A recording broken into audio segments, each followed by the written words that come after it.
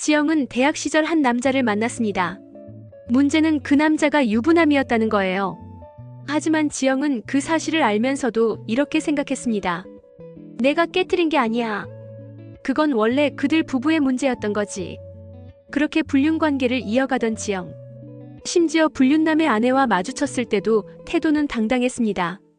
내가 문제였던 게 아니잖아요. 당신들이 원래부터 깨질 관계였던 거 아닌가요? 그런 지영의 태도에 불륜남의 아내는 말문이 막혔습니다.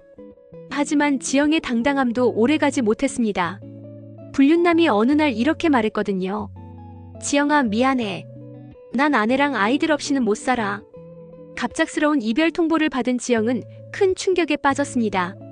그토록 의지했던 불륜남은 결국 자신을 버렸고 남은 건 울분과 허탈함 뿐이었죠. 그렇게 시간이 흘렀습니다. 지영은 상처를 덮으려는 듯 대충 선을 봐서 만난 정수와 결혼했습니다. 정수는 착하고 성실한 남자였습니다. 둘은 아이도 낳고 평범한 가정을 꾸리며 잘 사는 듯 보였죠.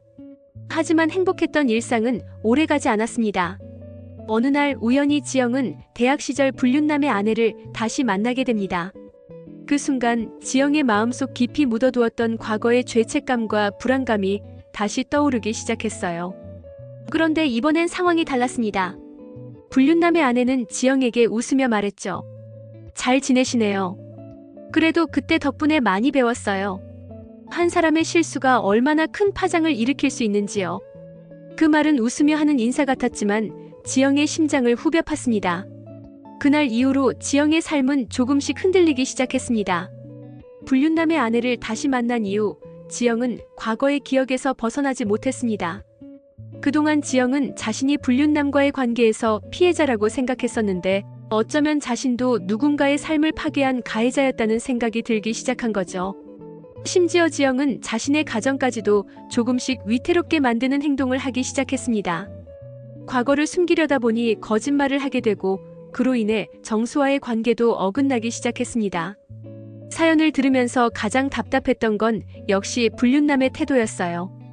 불륜을 저질러 놓고는 결국 나는 아내랑 아이들 없으면 안 되라니 대체 그땐 왜 지영을 붙잡았던 걸까요? 결국 피해자는 불륜남의 아내와 지영, 그리고 지영의 남편인 정수까지 모두가 되어버린 거죠. 이 이야기에서 지영도 한때 철없던 실수를 저질렀다고 볼 수 있지만 가장 큰 문제는 그 유부남이 아닐까요? 가정을 책임지지도 다른 사람을 배려하지도 못한 무책임함이 결국 모든 사람의 삶을 흔들어 버렸으니까요. 여러분이라면 이런 상황에서 어떻게 했을까요? 지영의 선택은 잘못된 걸까요? 아니면 누구나 실수할 수 있는 인간적인 면이라고 볼 수 있을까요? 오늘의 사연은 우리에게 과거의 선택이 어떻게 현재를 흔들고 얼마나 큰 파장을 일으킬 수 있는지를 생각하게 만듭니다. 여러분의 생각은 어떠신가요? 댓글로 여러분의 의견을 나눠주세요. 그리고 이 이야기가 흥미로우셨다면 구독과 좋아요 꼭 눌러주세요. 다음 영상에서는 또 다른 흥미로운 이야기를 들고 찾아오겠습니다. 감사합니다.